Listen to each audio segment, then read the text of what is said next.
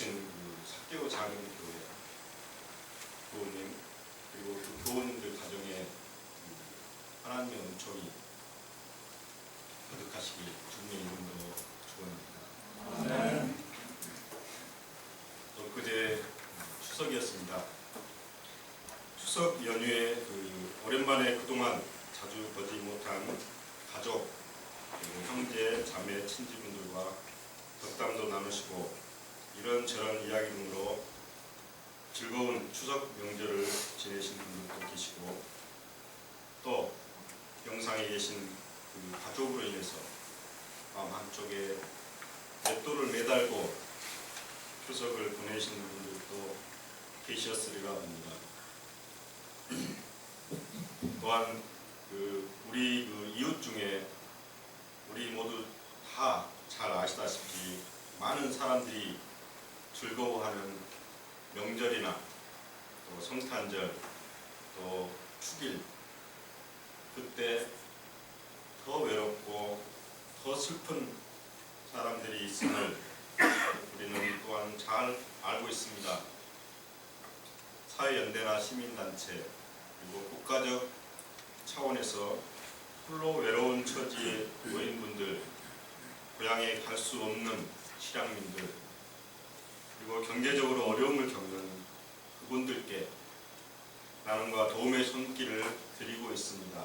하지만 사각지대는 있게 마련입니다. 우리가 다 보지 못하고 듣지 못하고 있을 뿐 세상에 구석지는 곳 내온산이 휘황찬란한 그 화려한 그 거리의 어느 곳에서도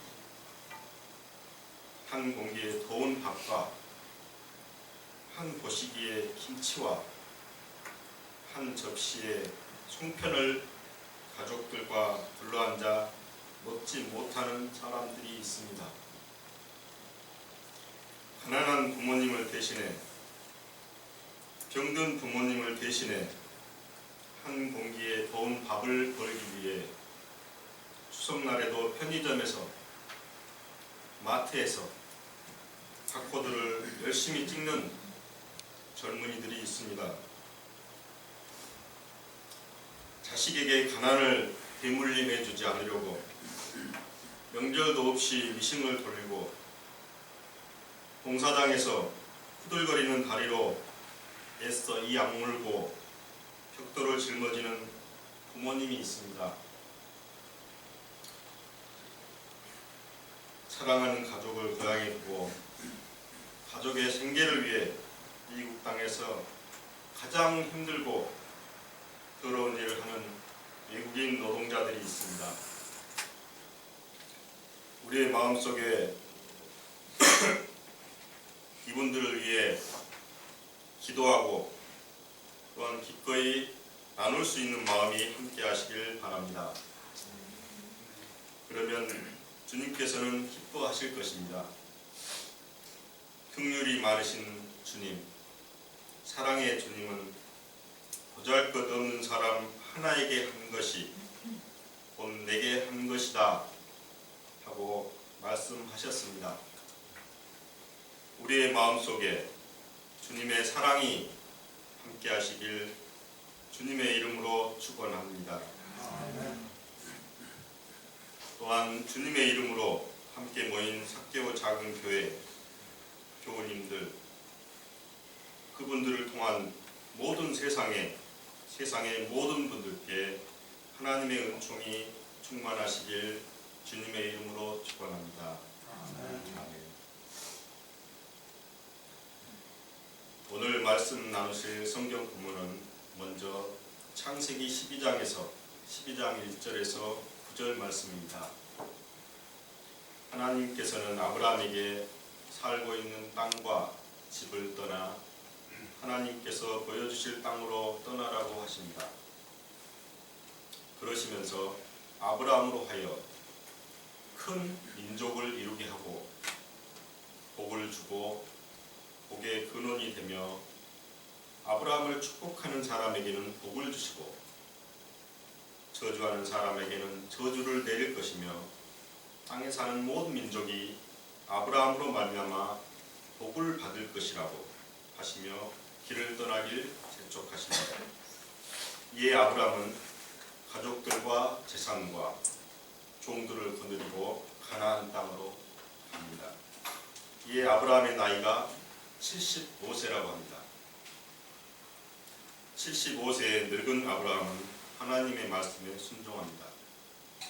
아브라함은 갈대아 우르에서 태어나 하란에서 이미 자리를 잡고 있었습니다. 지금 말로 하자면 한 지역에서 내노라 하는 그런 사람으로 돈도 있고 명예도 있고 권력도 가지고 있었음을 성경은 증언하고 있습니다. 5절 말씀을 보면 하란에서 모은 재산과 거기에서 얻은 사람들을 거느리고 길을 떠나 가나안 땅에 도착했다고 말하고 있습니다. 거느린다는 말에서 아브라함이 세상의 많은 것들, 재물을 비롯한 많은 것들을 가지고 있었음을 알 수 있습니다.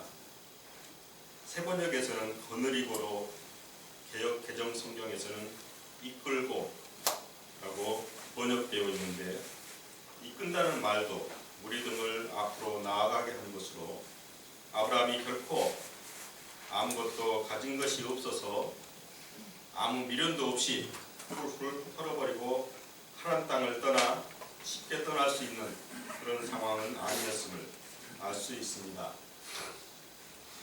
그런데도 아브라함은 그 땅에서의 모든 것을 버리고 가보지 않고 들어본 적도 없는 가나안 땅으로 가라는 하나님의 명령에 순종합니다. 이미 하란 땅에서 기반을 잡고 터를 가져 떵떵거리고 살고 있는 이 아브라함에게 하나님은 얼토당토하는 명령을 내리시는 것입니다. 어느 날 갑자기 마를 하늘에서 날벼락이 떨어집니다. 이방 사람들이 사는 이방 지방으로 이 모든 것들을 버리고 하나님께서 떠나라고 하십니다. 영토와 권세라는 그 믿고 의지할 수 있는 기반이 있는 땅을 떠나서 오직 하나님의 말씀만을 믿고 의지하라고 하십니다. 그런데도 아브라함은 이 말씀에 순종합니다. 이 순종이 어디에서 나올 수 있었을까요? 그리고 아브라함이 가나안 땅에 가서 한 일은 무엇이었을까요? 하나님께서는 왜 아브라함을 가나안 땅으로 보내셨을까요? 하나님은 아브라함에게 땅에 사는 모든 민족이 너로 말미암아 복을 받을 것이다 라고 하셨습니다. 복의 근원 아브라함은 하나님께서 보여주시는 가나안 땅을 지나며 지나는 곳마다 우리가 지금 말로 하는 구원하는 일, 사람을 구원하는 일, 전도를 하고 그런 일들을 하면서 아브라함은 여행을 떠났습니다. 성경에서는 제단을 쌓고 주님께 바쳤다라고 말하고 있는데 아브라함은 아직 한 곳에 정착하지 않고 계속 남쪽으로 향하며 가나안 사람들에게 여호와 하나님을 알리고 전파하고 있습니다. 생판 모르는 사람에게 그 시절 다른 시족들에게 하나님을 알리는 전도를 한다는 것은 지금도 그렇지만 쉬운 일이 아닙니다. 거기다 아브라함은 가족을 거느리고 떠돌아다니고 있습니다. 성경에서는 그런 어려움이 모두 생략된 채 아브라함이 자기에게 나타나신 주님께 제단을 쌓아서 바쳤다 라고만 증언하지만 우리의 눈은 그 속을 꿰뚫어 볼 수 있어야만 할 것입니다. 하나님께서는 아브라함으로 하여금 이방 사람들까지도 구원하게 만든 것입니다. 그렇다면 이렇듯 고통스럽고 험난한 여정을 아무 저항 없이 하나님의 말씀을 받아들인 이 아브라함이 간직한 것은 무엇일까요? 그것은 여호와 하나님에 대한 아브라함의 믿음입니다. 아브라함은 많은 민족들의 아버지, 아들인 이삭마저도 하나님께 한 점 의심도 없이 번제물로 바치는 믿음의 조상 아브라함이 됩니다. 믿음이라는 말은 사전적으로 신뢰와 신앙과 비슷한 말입니다. 신앙은 종교적으로 신이나 초자연적인 절대자를 믿고 받드는 일입니다. 신학적으로는 인간이 초월자 혹은 절대자를 믿고 부름이나 물음에 응하여 대답하는 응답의 행위입니다. 여기에서 응답은 계시에 대한 응답을 뜻하는 것입니다. 신앙은 특별히 종교적 용어입니다. 합리성을 강조하는 지식과는 분명히 구별되지만 신앙의 행위에 합리성이 결여되어 있다면 그것은 미신이나 황신이나 턱으로 떨어집니다. 그렇기 때문에 또한 신앙을 전적으로 지식의 영역에서 분리되어 별개의 것으로 볼 수는 없습니다. 그러나 신앙은 합리성에 증거한다기보다는 오히려 그럼에도 불구하고의 요소를 지니고 있습니다. 아브라함은 하나님의 계시에 응답하고 우리가 보기에는 전혀 비합리적이고 비이성적인 하나님의 말씀에 대해서도 아브라함은 순종했습니다. 아브라함이 비이성적, 비합리적인 사람이어서 하나님의 말씀에 순종하는 것이 아니라 아브라함은 하나님에 대한 무한한 신뢰로 하나님의 말씀에 순종하는 것입니다. 자신이 알고 있는 그 지식으로 이것저것을 따지지 않고 오직 그럼에도 불구하고 고통과 시련에도 불구하고 하나님의 말씀에 순종한 것입니다. 아브라함은 참 신앙인으로 대대손손 그리스도교의 믿음의 아버지로 우리 그리스도인들의 가슴 속에 영원히 간직되고 있습니다. 신앙이 그럼에도 불구하고의 요소를 지니고 있지만 계시와 이성, 신앙과 지식은 상호 보충 보완 관계에 있지 결코 다른 영역에 속한 것은 아닙니다. 우리가 맹목적 신앙으로 실생활의 삶과 유리되지 않고 조화로운 신앙생활을 이어나가는 것은 이성과 계시와 신앙을 보완, 보충해 주기 때문입니다. 그리스도교에 있어 신앙의 대상은 하나님입니다. 그런데 하나님이 없이 다른 것이 신앙의 자리에 그 신앙이 하나님이 있어야 할 그 자리에 다른 것이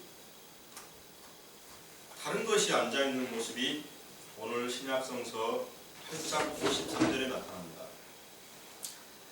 신앙의 대상은 하나님인데 거기에 드러난 유다인들은 자기의 조상인 아브라함의 후손이라는 것이 신앙의 자리를 대신하고 있습니다. 아브라함이라는 전통과 제도와 그것들 속에 하나님을 가두고 시간과 공간이라는 그 작은 테두리에 하나님을 가두어서 박제로 만들어 놓고 우리는 신앙인이다, 하나님을 믿는다고 말로만 떠들어대고 있는 것입니다. 예수님께서는 이 사람들에게 아브라함은 나의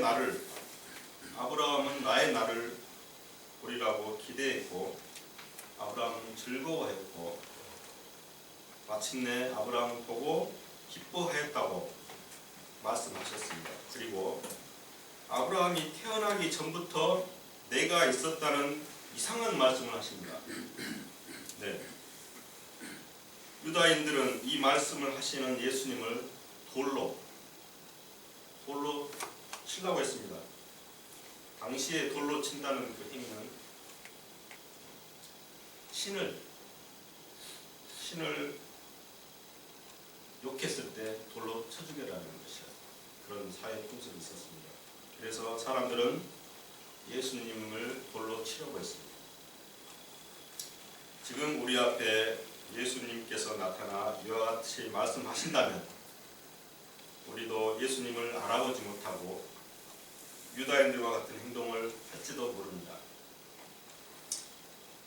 하나님께서는 자기 자신을 비워서 인간이 되었고 인간이 되고 인간 예수를 그리스도로 선포하셨습니다. 하나님에 대한 신앙은 아브라함 이전에 태초에 이미 존재했으므로 아브라함 이전에 예수 그리스도는 존재한 것입니다. 죽은 자 가운데서 다시 살아나신 예수님의 부활을 신앙한다는 것은 예수님의 인격과 활동을 통해서 나타나는 참 사람됨을 믿는 것입니다. 사람됨의 참 모습은 용서할 수 없음에도 불구하고 용서하고 사랑할 수 없음에도 사랑하고 또 진리로서 자유롭게 되는 것입니다. 그러므로 믿는다는 것은 용서하고 사랑하고 자유하는 것입니다. 우리는 하나님의 사람 되심을 믿음으로써 세상의 모든 사람들이 사랑과 기쁨을 나누며 자유로운 삶을 살게 하는 것입니다. 하나님의 말씀은 내 이웃을 내 몸같이 사랑하라는 그 단 하나의 문장으로 요약될 수 있습니다. 우리가 예수 그리스도를 구주로 모시고 예배를 드리고 예수님처럼 살려고 하는 것은 예수님은 어느 곳에 있든지 영혼의 상처를 입은 사람도 핍박당하는 사람도 배고픔과 외로움에 신음하는 사람들 한 사람 한 사람 이 세상 모든 사람들을 구원하기 위해 자신을 버리시는 신앙인의 참 모습을 보여주셨기 때문입니다. 예수님께서는 자신을 추종하는 군중을 이용하지도 않으셨습니다. 예수님께 영광을 주시는 분은 오직 하나님임을 고백하십니다. 처음에는 오직 하나님의 말씀과 계시를 통하여 그리스도를 믿고 신앙하는 신앙인이 되었다가 군중이 몇백 명, 몇천 명, 몇만 명에 이르면 신앙의 대상인 하나님은 없어지고 어느 순간 그 자리에 나가 서 있게 되는 예들을 많이 보았습니다. 말로만 하나님을 믿는다. 나는 신앙인이다. 하고 너를 용서하지 못하고 너를 사랑하지 못하는 그 사람들도 있습니다. 잘못된 믿음으로 맹목적인 신앙생활로 가정을 파괴하고 가족에게 돌이킬 수 없는 상처를 주는 사람들도 있습니다. 또한 슬프게도 그 자리를 대신해 돈과 명예와 권력이 그리고 탐욕이 자리하기도 합니다. 이들은 하나님을 믿고 있지 않습니다. 하나님을 믿는다는 것, 참 신앙인은 자신의 삶으로 드러나는 것입니다. 그럼에도 불구하고 사랑할 수 없는 사람을 사랑하고 용서할 수 없음에도 용서할 수 있는 삶을 사는 것입니다. 참 신앙인은 예수 그리스도를 앙모하고 사모하고 오직 하나님 말씀에 순종하는 신앙인은 하나님이 서 있어야 할 그 자리, 그 마음의 그 지성소, 거기에 하나님의 말씀이 예수님의 신앙의 삶이 거기 똑바로 박혀 있습니다. 성령 체험을 했다고 신앙 고백을 하시는 분들을 가끔 봅니다. 신앙이 다른 사람에게 보여줄 수 없는 것입니다. 신앙 고백은 성령 체험을 한 사람이 말로써 이야기해 줄 수 있을 뿐 다른 사람에게 보여줄 수도 없고 들려줄 수도 없는 것입니다. 단지 우리는 체험을 한 그 사람의 말로써 그에 공감하고 하나님의 은총을 공감할 수 있습니다. 그런데 성령 체험이 자칫 더 극적이고 감동적이고 사람들의 환호와 박수와 관심을 조장하기 위한 거짓 고백으로 전락하기도 합니다. 그것이 거짓인지 진짜인지를 알 수 있는 것은 그 사람의 삶을 들여다보는 길뿐입니다.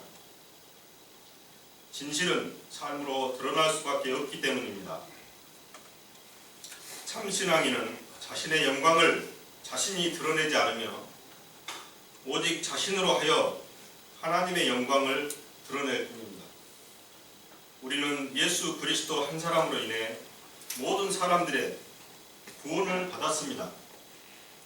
그리고 예수 그리스도교가 탄생하여 이단에 빠져있는 갈라디아 교회도 바울 사도로 인해 구원을 받습니다. 오늘 마지막 본문인 갈라디아서 3장 말씀은 사도 바울이 신앙이 흔들리고 있는 갈라디아 교인들에게 하나님에 대해 신실할 것을 호소하고 있습니다. 율법이 아닌 오직 믿음으로서만 복을 받고 의인은 믿음으로 살 것이다 고 말씀하십니다. 예수 그리스도는 우리를 위하여 저주를 받은 사람이 되심으로써 우리를 율법의 저주에서 속량해 주셨다고 바울은 말합니다. 그렇습니다. 예수님은 율법에 갇혀서 믿음이 있어야 할 그 자리에 율법을 세우고 하나님을 신앙하는 대신 율법을 하나님으로 모신 그 사람들로 인하여 예수님께서는 나무 십자가에 달려 죽음에 이르렀습니다. 죽어가면서도 결코 용서할 수 없고 사랑할 수도 없는 우리를 위해서 하나님께 저들을 용서해 주시라고 간청하셨습니다. 우리가 용서할 수 없고 사랑할 수 없는 사람을 용서하고 사랑하는 것은 극단적인 상황, 자신의 피부치를 죽인 사람까지를 용서할 수 있는 사람, 그런 사람은 드뭅니다.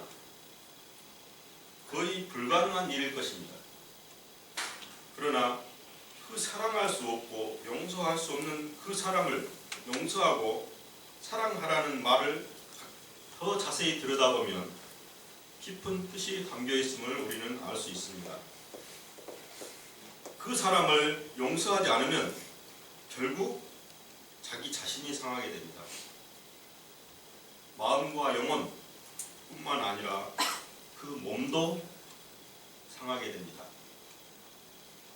원한에 맺혀 제대로 일상 삶을 살아나가지 못합니다. 보복을 하면 그 보복은 다시 부메랑이 되어 자기 자신에게 돌아오기 때문입니다. 그렇게 보복이라는 것은 되풀이되고 삶은 전쟁터로 바뀌고 맙니다. 예수님께서는 자신을 십자가에 매달아 죽음에 이르게 하는 사람들을 예수님께서는 용서하시고 하나님의 은총과 사랑을 하나님께 간구하셨습니다. 우리는 이처럼 예수님이 될 수는 없지만 예수님이 되려고 예수님처럼 여리고 약하고 상처 입은 사람들, 잘못된 신앙의 삶을 사는, 잘못된 신앙의 길에 빠져 있는 이 세상 모든 하나님의 자녀를 사랑하는 그 믿음의 자녀가 되어 하나님이 주신 이 아름다운 세상에서 빛과 소금이 되고 참 신앙인이 되시길 주님의 이름으로 소망합니다. 각자 자신의 자리에서 참 신앙인으로서 살아가고 있는지 되돌아보는 창조절 셋째 주일 되시길, 한가히 보름달만큼 밝고 커다란 행복이 주님의 세상 모든 자녀들에게 골고루 전해지길 주님의 이름으로 축원합니다.